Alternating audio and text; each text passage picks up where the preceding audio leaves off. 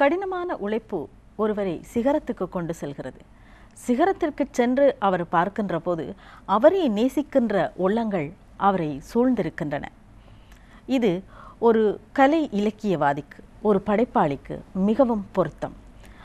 அத்தகைய ஏராளமான உள்ளங்களை நேசிக்க வைக்கின்ற படைப்பாளிகளை உங்களுக்கு அறிமுகப்படுத்தும் அடையாளம் இப்போது.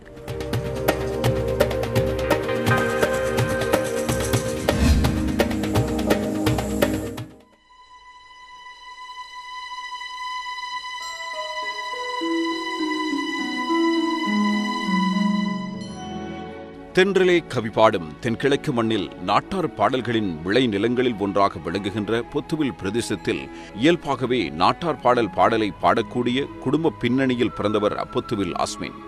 மரபு கவிஞர், திரைப்பட பாடலாசிரியர், தொலைக்காட்சி நிகழ்ச்சி தயாரிப்பாளர், நிகழ்ச்சி தொகுப்பாளர் என பல பரிமாணங்களில் தன் திறமைகளை வெளிப்படுத்தி வருபவர்.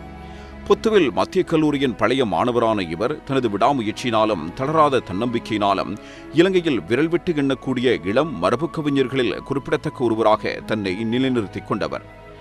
இவரது படைப்புகள் இலங்கையின் தேசிய பத்திரிகை சஞ்சிகைகளில் மட்டுமல்லாது இந்தியாவிலிருந்து வெளிவரும் சஞ்சிகைகளிலும் புலம்பெயர் இலக்கிய சிற்றேடுகளிலும் இணையதளங்களிலும் வெளிவந்துள்ளன. தினகரன் வாரமஞ்சரியின் செந்தூரம் இணைப்பிதழும் மட்டக்களப்பிலிருந்து வெளிவரும் கவிஞன் என்ற சஞ்சிகையும் இவரது ஒளிப்படத்தை அட்டைப்படமாக இட்டு இவரை கௌரவப்படுத்தியுள்ளன.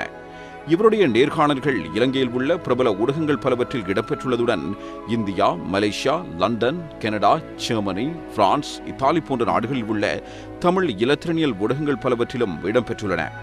2001ஆம் ஆண்டு தேசிய மட்டத்தில் நடைபெற்ற அஷ்ரப் ஞாபகார்த்த கவிதை போட்டியில் முதலிடம் பெற்று ஜனாதிபதியின் கரங்களால் விருதினை பெற்றுக் கொண்ட பொத்துவில் அஸ்மின் அகஸ்தியர் விருது, கலைமுத்து விருது, கலை தீபம் விருது, காவிய சுவர்ணய விருது உட்பட 10க்கும் மேற்பட்ட விருதுகளை பெற்ற இளம் இலக்கிய சாதனையாளர். 2003ஆம் ஆண்டு பேராதனை பல்கலைக்கழகத்தின் பவள விழாவை முன்னிட்டு நடத்தப்பட்ட கவிதை போட்டியில் முதலிடம் பெற்று தங்கப்பதக்கத்தினை பெற்றுக்கொண்ட இவர் 15க்கும் மேற்பட்ட தேசிய மட்ட கவிதை போட்டிகளில் வெற்றியீட்டியவர். இவரது முதலாவது கவிதை நூல் விடை தேடும் வினாக்கள் 2001ஆம் ஆண்டு வெளிவந்தது. 2002ஆம் ஆண்டு வெளிவந்த விடியலின் ராகங்கள் கவிதை நூலுக்கு பிறகு 2013ஆம் ஆண்டு இவரது மூன்றாவது கவிதை நூலான பாம்புகள் குளிக்கும் நதி அமீரகத்தைச் சேர்ந்த பிரபல புகைப்பட கலைஞர் ஜாஃபர் சாதிக்கின் பிரிண்ட் பதிப்பகத்தினால் வெளியிடப்பட்டுள்ளது. இந்நூலுக்கு கவிப்பேரரசு வைரமுத்து, வித்தகு கவிஞர் ப. விஜய் ஆகியோர் வாழ்த்துரை வழங்கியுள்ளனர். 2011ஆம் ஆண்டு மலேசியாவில் நடைபெற்ற உலக இஸ்லாமிய தமிழ் இலக்கிய மாநாட்டில் கவிக்கோ அப்துல் ரஹ்மான் தலைமையில் நடைபெற்ற சர்வதேச கவியரங்கில் சிறப்பாக கவிதை பாடி பல அறிஞர்களின் பாராட்டுதல்களை பெற்று இலங்கை மண்ணுக்கு பெருமை தேடிக் கொடுத்த பொத்துவில் அஸ்மின் தான் சிறந்த கவியரங்க கவிஞர் என்பதையும் இதன் மூலம் அன்று நிரூபித்தவர். தேசிய மட்டத்தில் நடைபெற்ற வியர்வையின் ஓவியம் பாடல் இயற்றல் போட்டியில் முதலிடம் பெற்று 2010-11 என 2 ஆண்டுகள் தொடர்ந்து சிறந்த பாடலாசிரியருக்கான விருதினை இவர் பெற்றுள்ளார். இவரால் எழுதப்பட்ட காந்தல் பூக்கும் தீவிலே என்ற பாடல் இலங்கையில் வெளிவந்த தமிழ் பாடல்களில் இணையதளங்களில் உலகமெங்கும் 1 லட்சத்துக்கும் அதிகமான பார்வையாளர்களை கவர்ந்த பாடலாக இடம்பெற்றுள்ளதோடு அதன் பின்னர் சுவிஸில் அமைந்துள்ள உலக புகழ் பெற்ற ரம்மி நிறுவனத்தினரால் இசைத்தொகுப்பாக வெளியீடு செய்யப்பட்டுள்ளது. பனைமரக்காடு திரைப்படத்தில் முதலாக பாடலாசிரியராக அறிமுகமான இவர் தென்னிந்தியாவின் பிரபல இசையமைப்பாளரும் நடிகருமான விஜய் ஆண்டனி உலகளாவிய ரீதியாக நடத்திய மெட்டுக்கு பாடல் எழுதும் போட்டியில் சுமார் 20,000 பாடலாசிரியர்களுள் முதலாம் இடம் பெற்று வெற்றியீட்டியவர். நான் திரைப்படத்தில் கவிஞர் பொத்துவில் அஸ்மின் தப்பெல்லாம் தப்பே இல்லை என்ற பாடலை எழுதியதன் மூலம் தென்னிந்திய திரைத்துறையில் பிரவேசித்து சுமார் 50 வருடங்களாக இருந்து வந்த மிக நீண்ட இடைவெளியை இதன் மூலம் தீர்த்து வைத்துள்ளார். என்று அடையாளத்தில் உங்களுக்காக நாம் அழைத்து வந்திருக்கும் அதிதி உங்களுக்கு நன்கு பரிச்சயமான கவிஞர், பாடலாசிரியர் பொத்துவில் அஸ்மின் அவர்கள். வணக்கம் அஸ்மின். வணக்கம் நாகபூசணி அக்கா. உங்களை ஒரு கவிஞராக ஏற்கனவே அடையாளம் கண்டவர்கள், பாடலாசிரியராக அடையாளம் கண்டவர்கள், இப்போது பாம்புகள் குளிக்கும் நதி என்ற கவிதை தொகுப்பின் ஆசிரியராக வரவேற்க காத்திருக்கிறார்கள். இந்த கவிதை தொகுப்பின் வெளியீடு இடம்பெற இருக்கிறது. அதனால் இந்த சந்திப்பு ஒரு சிறப்பு சந்திப்பாக இருக்கிறது. அது மட்டுமல்ல, அஸ்மின், பல படைப்பாளிகளுக்கு நீங்கள் இந்த நிகழ்ச்சியில் களம் அமைத்து தந்திருக்கிறீர்கள் ஒரு தயாரிப்பாளராக. அவர்கள் எல்லோரும் வெறும் படைப்பாளிகளாக மட்டுமே இங்கே வந்தவர்கள். ஆனால் ஒரு தயாரிப்பாளராக இந்த நிகழ்ச்சி சிறப்புற அமைய வேண்டும் என்பதில் முன்னின்று உழைத்த நீங்கள் இப்போது எங்கள் அதிதியாக இங்கே ஒரு எழுத்தாளராக கவிஞராக வந்து அமர்ந்திருக்கிறீர்கள். இந்த நிலையில் நிச்சயமாக ஒரு மாறுபட்ட ஒரு எண்ண ஓட்டம் உங்களிடம் இருக்கும். அந்த அனுபவத்தை நீங்கள் எங்களோடு முதலில் பகிர்ந்து கொள்ள வேண்டும். முதல்க நான் என்னுடைய வசந்தம் தொலைக்காட்சியின் பணிப்பாளர் திரு முருகேசு குழந்தைன் அவர்களுக்கு நன்றியை தெரிவித்துக் கொள்ள கடமைப்படுகின்றேன். இந்த வாய்ப்பினை வழங்கினது அவர்தான் முதல்கண். சுமார் ஒரு 12 வருடங்களுக்கு முன்பு என்னுடைய இரண்டாவது கவிதை நூல் வெளிவந்தது விடியலின் ராகங்கள். அந்த கவிதை நூல் வெளிவந்த காலகட்டத்தில் என்னுடைய பிரதேசத்தை பொறுத்தவரையில் தான் என்னுடைய அறிமுகம் இருந்தது. என்னுடைய பிராந்தியத்தை பொறுத்தவரையில் தான் என்னுடைய அறிமுகம் இருந்தது. தொலைக்காட்சிகளிலேயே படைப்பாளிகளுடைய நேர்காணல் செல்லும். என்னையும் நேர்காணல் செய்வார்களா அல்லது எனக்கும் அந்த களம் கிடைக்குமா, அறிமுகம் கிடைக்கும் என்று ஏங்கி தெரிந்த காலம் எனக்கு இருக்கின்றது. அந்த நேரத்தில் பலரோடு தொடர்பு கொண்டும் நான் தோல்வியை கண்டிருக்கின்றேன். ஆனால் இன்று என்னுடைய விடாமுயற்சியினாலும் தன்னம்பிக்கையினாலும் இறைவனுடைய அருட்கராட்சத்தாலும் இந்த வாய்ப்பு பல படைப்பாளிகளை அறிமுகப்படுத்துகின்ற வாய்ப்பு எனக்கு வழங்கப்பட்டது. அத்தோடு அந்த படைப்பாளிகளை அறிமுகப்படுத்துகின்ற பொழுது நான் அன்று எவ்வாறு வேதனைப்பட்டேனோ அந்த வேதனை எந்த ஒரு இளம் படைப்பாளிக்கும் வரக்கூடாது என்ற எண்ணத்தை மனதில் வைத்து கொண்டு தான் பல படைப்பாளிகளை தேடி இனம் கண்டு பலரை நான் அறிமுகப்படுத்துவதற்கு இந்த வாய்ப்பு எனக்கு வழங்கப்பட்டது. அது ஒரு மகிழ்ச்சிகரமான ஒரு சந்தர்ப்பமாக இருக்கிறது. நீங்கள் விடாமுயற்சி என்று சொன்னீர்கள். நிச்சயமாக அந்த வார்த்தை மிக பொருத்தமாக இருக்கிறது உங்களுக்கு. அது தவிர இந்த விடாமுயற்சி என்ற வார்த்தை ஏனைய படைப்பாளிகள் என்று சொல்லும்போது தாம் உலகறிய வெளிவர வேண்டும் என்று விரும்புகிறவர்களுக்கு நீங்கள் ஒரு சிறந்த உதாரணமாக நிச்சயமாக இருப்பீர்கள். இந்த விடியலின் ராகங்கள் பற்றி சொன்னீர்கள். இதுதான் என்னுடைய இரண்டாவது கவிதை நூல். இது எங்களுடைய முன்னாள் பாராளுமன்ற உறுப்பினர் பொத்துவில் மறைந்த பாராளுமன்ற உறுப்பினர் பொத்துவில் அசீஸ் அவர்களுடைய பன்முகப்படுத்தப்பட்ட நிதியின் மூலம் தான் இந்த நூல் வெளிக்கொண்டப்பட்டது. இது என்னுடைய பிராந்தியத்தை பொறுத்தவரையிலே பல கவிஞர்களுடைய அறிமுகத்தை எனக்கு ஏற்படுத்தி தந்தது. இந்த தொகுப்பு தான் என்னை இன்னமும் உற்சாகத்தோடு எழுத தூண்டுவதற்கு உந்து சக்தியாக இருந்தது என்று கூட சொல்லலாம். உங்களுடைய முதலாவது படைப்பு? என்னுடைய முதலாவது கவிதை நூல் விடைதேடும் வினாக்கள். அதுவும் குறுகிய வட்டத்துக்குள்ளே வந்து அடுத்த கட்ட என்னுடைய முதல் கட்ட பாய்ச்சல் என்று கூட அதை சொல்லலாம். அதன் இரண்டாவது பாய்ச்சலாக அந்த விடியல் நகலை கொண்டிருந்தேன். நீங்கள் புகழை நோக்கி வந்து கொண்டிருந்த போது அவை இரண்டும் வெளிவந்தவை. அதனால் அவ்வளவு பரிச்சயம் இல்லாமல் இருக்கலாம். இப்போது நீங்கள் புகழின் உச்சியில் இருக்கும் இந்த சந்தர்ப்பத்தில் பாம்புகள் குளிக்கும் நதி என்கின்ற தொகுப்பினை தந்திருக்கிறீர்கள். இந்த தொகுப்பிற்கு வருவதற்கு முன் கவிப்பேரரசு என்ன சொல்கிறார் என்று எங்களுடைய நேயர்களோடு நாங்கள் நிச்சயமாக பகிர்ந்து கொள்ள வேண்டும். இளம் வயதில் மொழியை ஆளக்கூடியவராக திகழ்கிறார் இலங்கையின் இளம் கவிஞர் பொத்துவில் அஸ்மின். மரபிலும் இசைப்பாடல் வடிவிலும் புதுக்கவிதை நடையிலும் இவர் யாத்துள்ள கவிதைகளில் ஒரு தேர்ந்த கவிஞனுக்குரிய திறன் தெரிகிறது. இலங்கையில் இதழியல் துறையிலும் ஊடகத்துறையிலும் திரைப்படத் துறையிலும் தடம் பதித்து வரும் தம்பி பொத்துவில் அஸ்மின் காலத்தால் சிறந்த சிந்தனை கவிஞனாக மட்டுமன்றி இவர் இலங்கை மண்ணுக்கு நம்பிக்கை தரும் நற்றமிழ் கவிஞராக உருவெடுக்க வாழ்த்துகிறேன் என்று கவிப்பேரரசு வைரமுத்து வாழ்த்துகிறார். அவருடைய வாழ்த்தோடு நாங்கள் வருகிறோம். நீங்கள் கவிஞனாக மிளிர்வதற்கு உங்களுக்கு முதல் களம் எப்படி அமைந்தது? முதல் காலம் என்னுடைய பாடசாலை தான். என்னுடைய பொத்துவில் மத்திய கல்லூரியில் கற்கின்ற காலகட்டத்திலே என்னுடைய பாடசாலை தான் அதுக்குரிய சரியான களத்தை தந்தது. பாடசாலை காலத்திலே பல கவிதைகள் எழுதியிருக்கிறேன். அந்த காலகட்டத்தில் என்னுடைய நண்பர்களிடம் கவிதைகளை படித்து காட்டுவேன். அவர்கள் சொல்வார்கள், உன்னுடைய கவிதை அல்ல, யாருடைய கவிதைகளை திருடி படிக்கின்றார்கள் என்று சொல்வார்கள். அந்த நேரத்தில் கவிப்பேரரசு வைரமுத்து இவ்வாறு சொல்லியிருக்கின்றார் என்று சொல்லி என்னுடைய கவிதையை படித்து காட்டுகின்ற பொழுதோ ஆஹா அற்புதமாக இருக்கின்ற பாராட்டுவார்கள். அந்த நேரத்தில் யோசித்தேன், இருக்கும் இடத்தில் இருந்து கொண்டால் எல்லாம் சௌக்கியம் என்று. அந்த இருக்கும் இடத்தை நோக்கிய பயணம் அன்றிலிருந்து எனக்கு ஆரம்பித்தது என்று கூட சொல்லலாம். அன்று ஆரம்பித்த பயணம் இன்று இந்த கவிதை தொகுப்பாக வெளிவந்திருக்கிறது. இடையிலே கொஞ்சம் திரும்பி பார்ப்போம். இடையிலே நீங்கள் இன்னும் பல படிக்கட்டுகளை கடந்து வந்திருக்கிறீர்கள். அவையெல்லாம் உங்களுக்கு வெற்றியை தந்திருக்கின்றன. இதிலே நாங்கள் இந்த திரைப்பட பாடலுக்கு வரலாமா? நிச்சயமாக.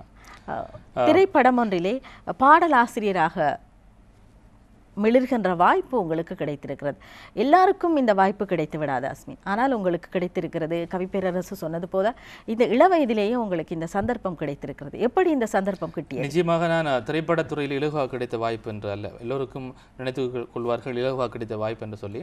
இந்த வாய்ப்பு கிடைப்பதற்கு முன்பே பல ஆல்பங்களுக்கு நான் பாடல்கள் எழுதியிருக்கிறேன். அதுக்கு முன்பு தனியார் தொலைக்காட்சி ஒன்று மூலமாக பாடலாசிரியராக நான் அறிமுகமாயிருந்தேன். இந்த வாய்ப்பானது நடிகரும் இசையமைப்பாளருமான விஜயாண்டனி அவர்கள் ஒரு சர்வதேச ரீதியாக போட்டி ஒன்று வைத்திருந்தார். அவர் பல கலைஞர்களை அறிமுகப்படுத்தியிருக்கின்றார்.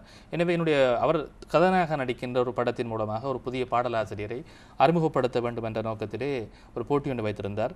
அந்த சிச்சுவேஷனையும் அந்த டியூனையும் கொடுத்திருந்தார். அதுக்கு பாடல் எழுத வேண்டும். உலகத்தின் எந்த மூலையில் இருந்தாலும் அவருக்கு வாய்ப்பு கொடுப்பேன் என்று அவர் சொல்லியிருந்தார். அதன்படி நான் பாடல் எழுதியிருந்தேன். அந்த பாடல் எழுதி 20,000 போட்டியாளர்கள் கூட என்னுடைய பாடல் தெரிவாக இருந்தது. அது நிமித்தம் இந்தியாவுக்கு சென்று அவர் அருகே இருந்து அந்த பாடலை எழுதக்கூடிய வாய்ப்பு கிடைத்தது. நான் திரைப்படத்தில் இடம்பெற்ற தப்பெல்லாம் தப்பை இல்லை, சரியெல்லாம் சரியே இல்லை என்று ஆரம்பிக்கிற அந்த பாடல் எழுதும் வாய்ப்பு எனக்கு கிடைத்தது. நம்ம சாங் ஒன்று டியூன் கம்போஸ் பண்ணி நம்ம ஆன்லைனில் போட்டுடலாம். உலகத்துலேருந்து யார் தமிழில் கவிஞர்கள் ஆகணும்னு விரும்புகிறாங்களோ, பாடல் எழுதணும்னு விரும்புகிறாங்களோ அவங்க எல்லாருமே இதுக்கு பங்கெடுத்துக்கலாம் அந்த போட்டியிலன்னு சொல்லிட்டு ஆன்லைனில் போட்டு அதுக்கு பல பேர் பாட்டு எழுதி அனுப்பிச்சு அதில் நான் ஒருத்தர் இலங்கையிலேருந்து ஒரு தமிழர் அஸ்மின் ஒருத்தரை சூஸ் பண்ணி இந்த பாடலாசிரியர் அனுபவப்பட்டிருக்கேன்.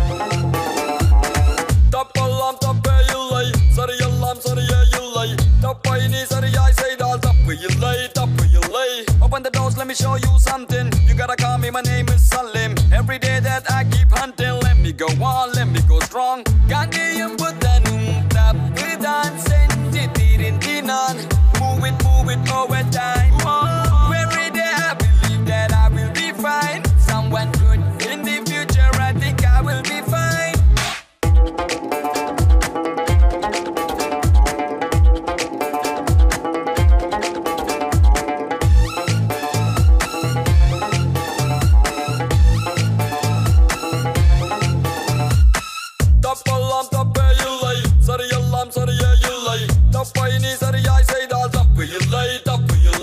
Open the doors, let me show you something. You gotta call me, my name is Salim. Every day that I keep hunting, let me go on, let me go strong.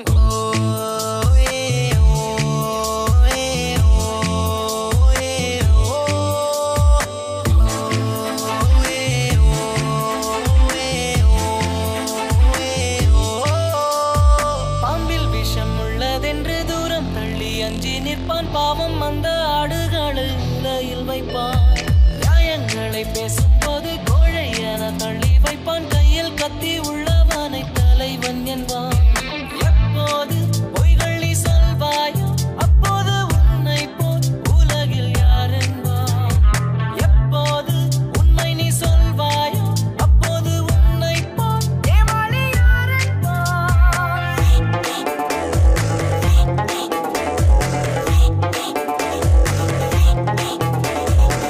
தப்பெல்லாம் தப்பே இல்லை, சரியெல்லாம் சரியே இல்லை.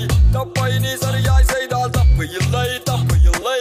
Open the doors, let me show you something. You gotta call me, my name is Salim. Every day that I keep hunting, let me go on, let me go strong. அதன் பிறகு 2-3 படங்களுக்கு எழுதியிருக்கின்றேன். இந்த படங்கள் இன்னும் வெளிவரவில்லை. இன்னும் முயற்சிகள் தொடர்ந்து கொண்டே இருக்கிறது. இப்போதும் எழுதி கொண்டிருக்கிறீர்கள்? நிச்சயமாக.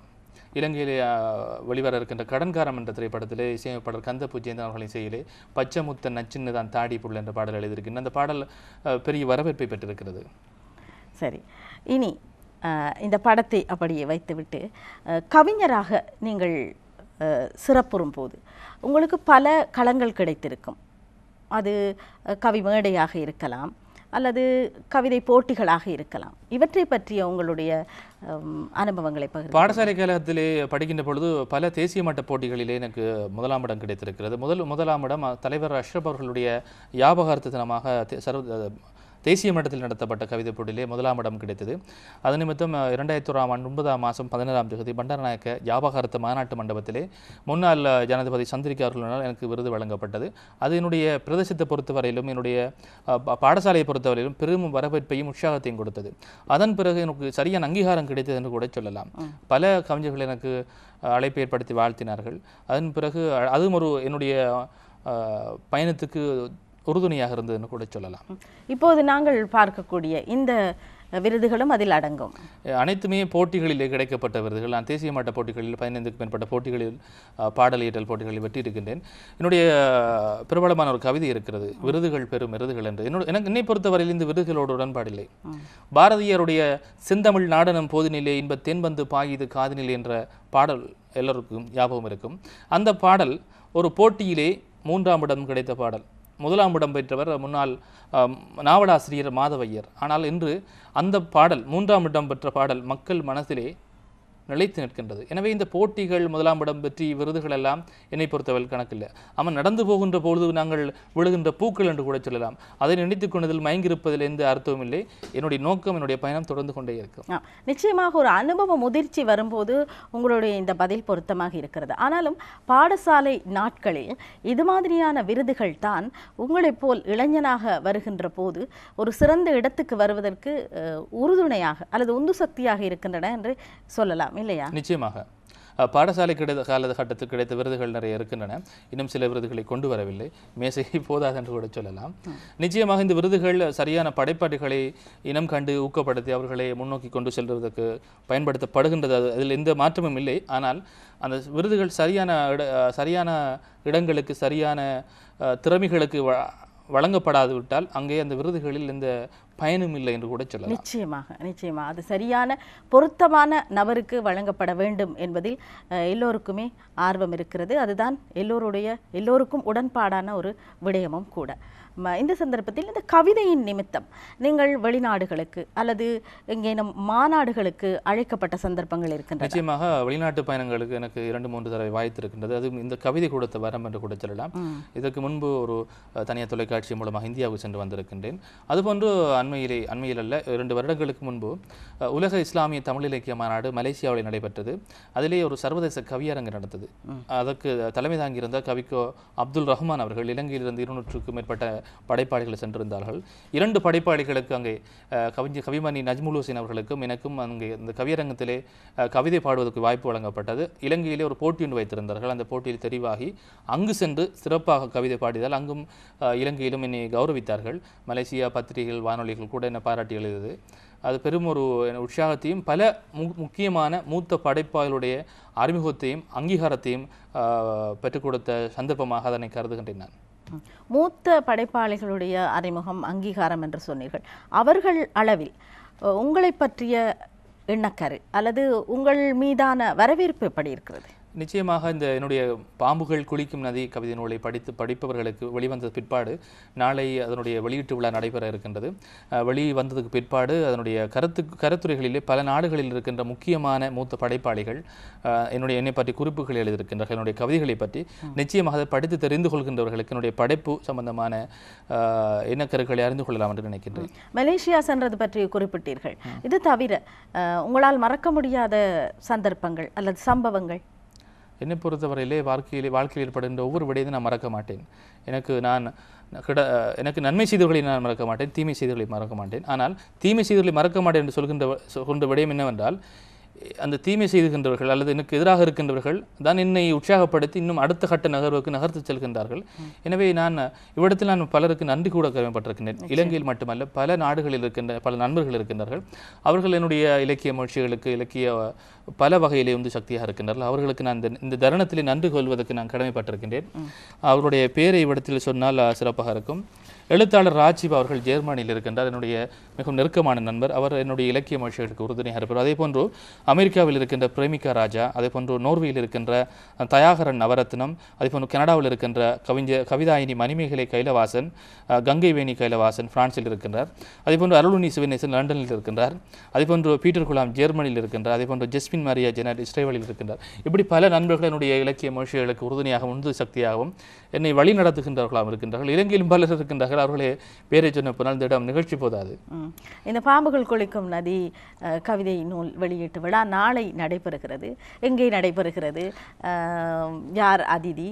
நீங்கள் எல்லோரும் வாருங்கள் என்று நீங்களே அவர்களை அழைத்தால், எங்களுடைய இந்த நிகழ்ச்சியின் ரசிகர்களை அழைத்தால் அவர்களுக்கு மகிழ்ச்சியாக இருக்கும். ரசிகர்கள் நிகழ்ச்சிக்கு வந்து என்னுடைய கவிதைகளை பார்த்து என்னை அடுத்த கட்டத்துக்கு நகர்த்த வேண்டும் நான் நம்புகின்றேன். இந்த நிகழ்வானது நாளை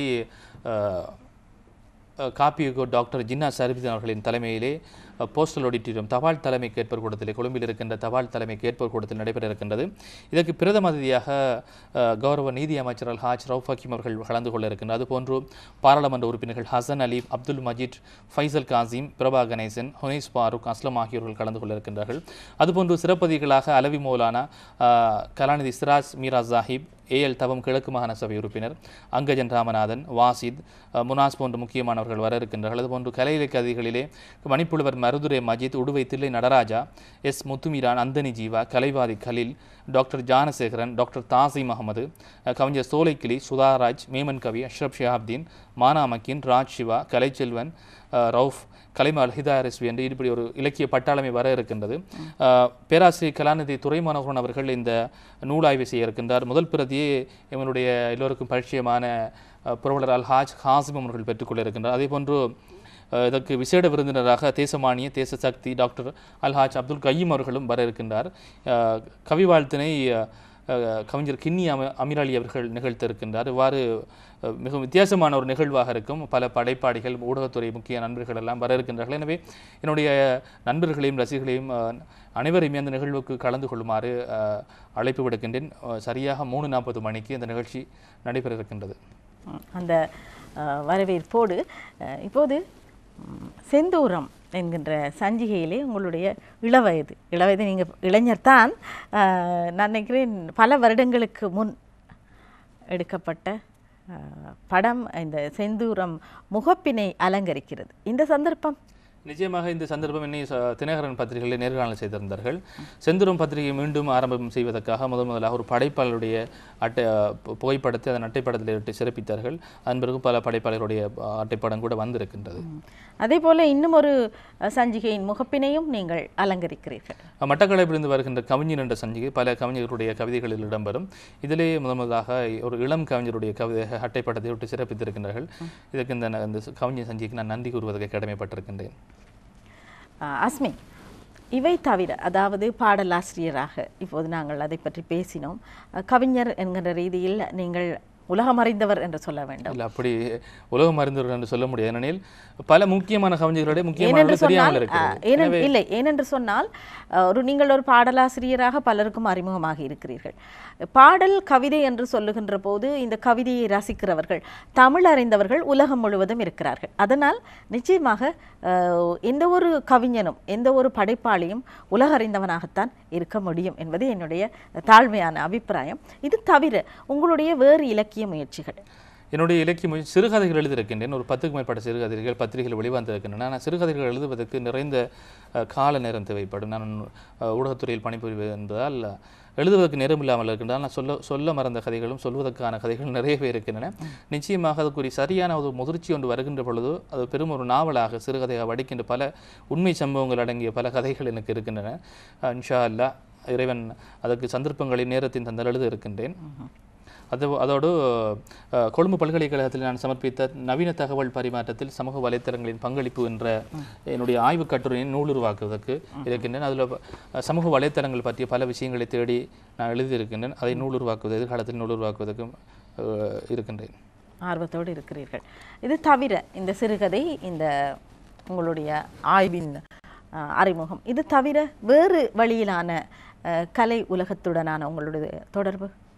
வேறு கலையில் என்னும் பொழுது என்னை பொறுத்தவரையிலே ஒரு ஹிந்தி திரைப்படம் ஒன்றிலே ஒரு குறிப்பிட்ட காட்சியில் வந்து போவதற்கு எனக்கு சந்தர்ப்பம் கிடைத்தது. அண்மையிலே பொம்பாய் வெல்வெட் என்ற திரைப்படத்திலே, ஹிந்தி திரைப்படத்திலே ஒரு காட்சியில் வந்து போவதற்குரிய சந்தர்ப்பம் கிடைத்தது. அதில் ரந்தீர் கபூர் அவர்கள் கதாநாயகனாகவும் அனுஷ்கா சர்மா அவர்கள் நடித்திருக்கின்றார்கள். அது இலங்கையிலே படமாக்கப்பட்டது.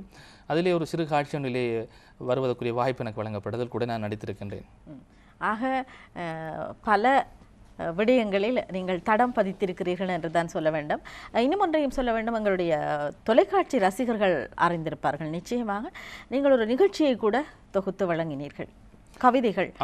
வசந்தம் தொலைக்காட்சியை ஆரம்பித்த போதிலே தித்திக்கிது என்ற நிகழ்ச்சி தொகுத்து கவிதையோடு சிறந்த காரணமாக தொகுத்து வழங்கியிருந்தேன். பலருடைய பாராட்டினை பெற்ற நிகழ்ச்சி என்று கூட அதை சொல்லலாம். அந்த ஸ்டைலில் என்று சொல்லலாம். உங்களுடைய பாம்புகள் குளிக்கும் நதி என்கின்ற தொகுப்பிலே உங்களை கவர்ந்த ஒரு கவிதையை நீங்கள் வாசித்து காட்டுங்கள். நிச்சயமாக என்னுடைய கவிதைகள் அனைத்துமே என்னை கவர்ந்தகளை தான்.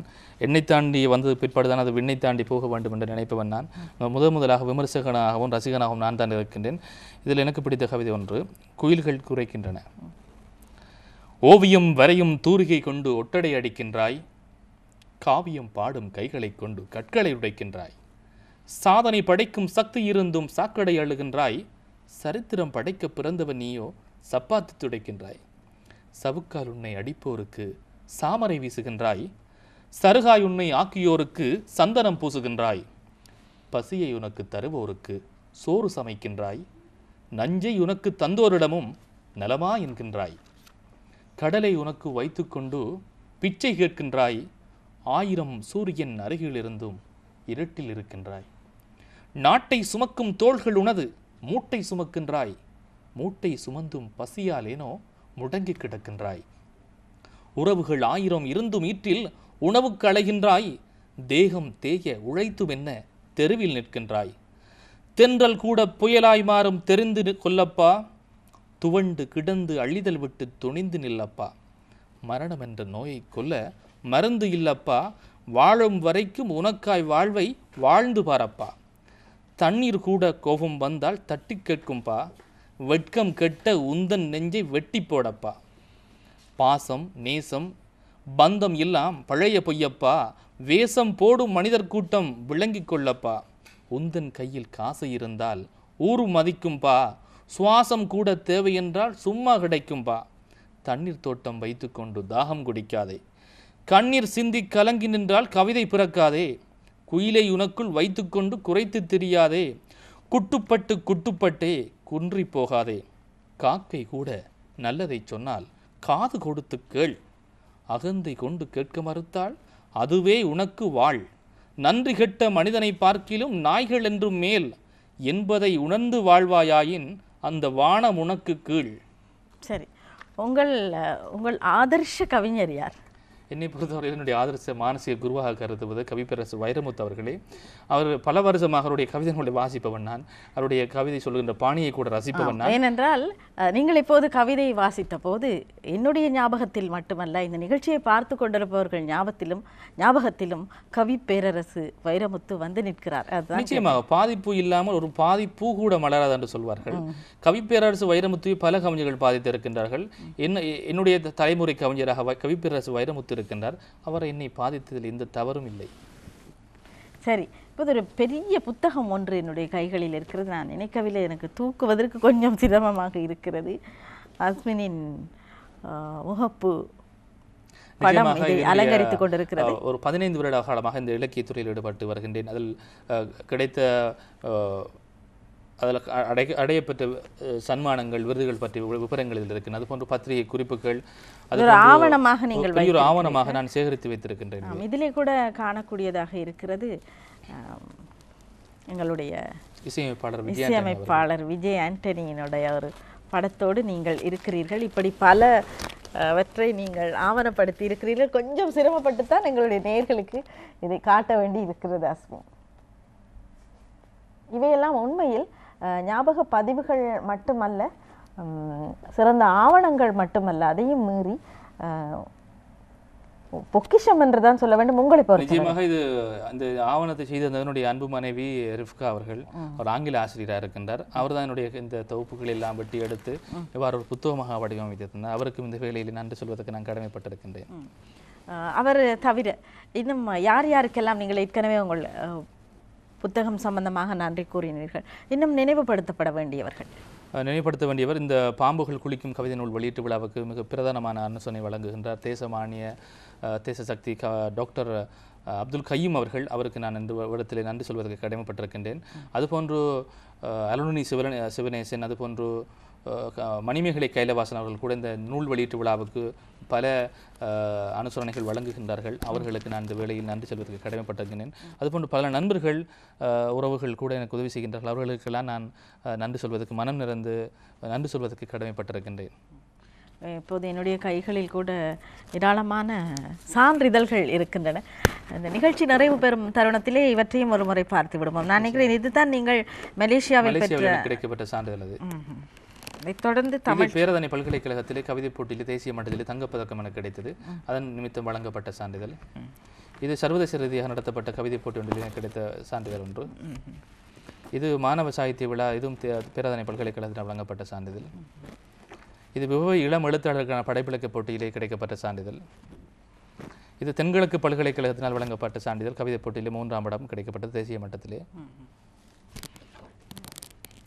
இதுதான் எனக்கு முதலாக கிடைக்கப்பட்ட தேசிய மட்டத்தில் கிடைக்கப்பட்ட சான்றிதழ். இது ஜனாதிபதி அவார்டு கிடைத்த சான்றிதழ் தான் இது. இது எனக்கு கிடைக்கப்பட்ட பட்டம். இதை நான் பயன்படுத்துவதில்லை. ஆனால் தடாகம் என்ற கலை இலக்கிய வட்டம் எனக்கு கலைமகள் ஹிதாயரஸ்வி அவர்கள் நடத்துகின்ற தடாகம் கலை இலக்கிய வட்டத்தினால் வழங்கப்பட்ட பட்டம். என்ன பட்டம்? எனக்கே மறந்து போய்விட்டது. பார்த்து விடுவோம் இல்லையா? அகஸ்தியர் விருது வழங்கி கௌரவிக்கப்பட்டிருக்கிறது. இது பிரதேச மட்டத்திலே கவிதை போட்டியில் 1ஆம் இடம் பெற்றமைக்கான சான்றிதழ். இதுபோன்று லங்கா கலை விழாவில் கிடைக்கப்பட்ட தேசிய மட்ட கவிதை போட்டியில் கிடைத்த சான்றிதழ். அதுபோன்று வியர்வை ஓவியம் உழைக்கும் மக்கள் கலை விழாவிலே சிறந்த பாடலாசிரியருக்கான விருது 2 முறை எனக்கு கிடைத்திருக்கின்றது. 2010, 2011ஆம் ஆண்டும் அந்த சான்றிதழ்கள் தான் இவை. நீங்கள் ஓவியம் என்று சொன்னதும் எனக்குள்ள ஒரு கேள்வி. எப்படி ஓவியம் வரைவீர்களா அஸ்மின்? ஓவியம் வரைய தெரியாது எனக்கு. ஆனால் நல்ல ரசிகன் நான் முதலில். இதுவும் அதே தான். அதே போன்று இப்படி பல விருதுகளை பெற்றிருக்கிறீர்கள், பல பாராட்டுகளை பெற்றிருக்கிறீர்கள். இன்னும் உங்கள் வளர்ச்சி சிகரத்தை நோக்கி செல்ல வேண்டும் என்பது எங்கள் அனைவரும், நாங்கள் எல்லோரும் ஒன்றாக இருந்து கடமையாற்றுகிறோம். எங்கள் அனைவரினதும் வாழ்த்து, உங்களுக்கான பிரார்த்தனை எப்போதும் இருக்கிறது அஸ்மின். நிச்சயமாக மூத்த படைப்பாளிகள், மூத்த கவிஞர்களை நான் மதிப்பவன். நான் அவருடைய படைப்புகளை நன்றாக வாசிப்பவன். முதல் நான் ரசிகன் என்று கூட சொல்லலாம். அவருடைய வாழ்த்துக்கள் தான் இன்று பல தூரங்களை தாண்டி செல்லக்கூடிய வாய்ப்பினை வழங்கி இருக்கின்றது. அதுபோன்று இந்த என்னுடைய கவிதை நூலுக்கு கூட கவிப்பேரரசு வைரமுத்து அவர்களும் வித்தக கவிஞர் பாவுஜி அவர்களும் எனக்கு வாழ்த்துரை தந்திருக்கின்றார்கள். அதுவும் எனக்கு ஒரு பெரிய பெருமானமாக கருதுகின்றேன். இதுபோன்று இந்த வாய்ப்பினை வழங்கிய எங்களுடைய இயக்குனர் முருகேசி குழந்தைன் அவர்களுக்கும் அதே போன்று சக தயாரிப்பாளர்களுக்கு நான் நன்றி சொல்வதற்கு கடமைப்பட்டிருக்கின்றேன். அடையாளத்தை இன்று அலங்கரித்தவர் தூவானம் நிகழ்ச்சியின் தயாரிப்பாளர் அஸ்மின். ஒரு சிறந்த கவிஞராக, பாடலாசிரியராக உங்கள் எல்லோருக்குமே நன்கு அறிமுகமான கவிஞர் பொத்துவில் அஸ்மினின் நூல் வெளியீடு, கவிதை நூல் வெளியீடு நாளை இடம்பெற இருக்கிறது. அவர் சார்பில் உங்கள் அனைவரையும் வருக வருகவென்று நாமும் வரவேற்கிறோம். இனி அடையாளத்துக்கு விடை கொடுத்துவிட்டு அடுத்த அம்சத்துக்கு செல்வோம். அதற்கு முன் ஒரு சிறிய இடைவேளை.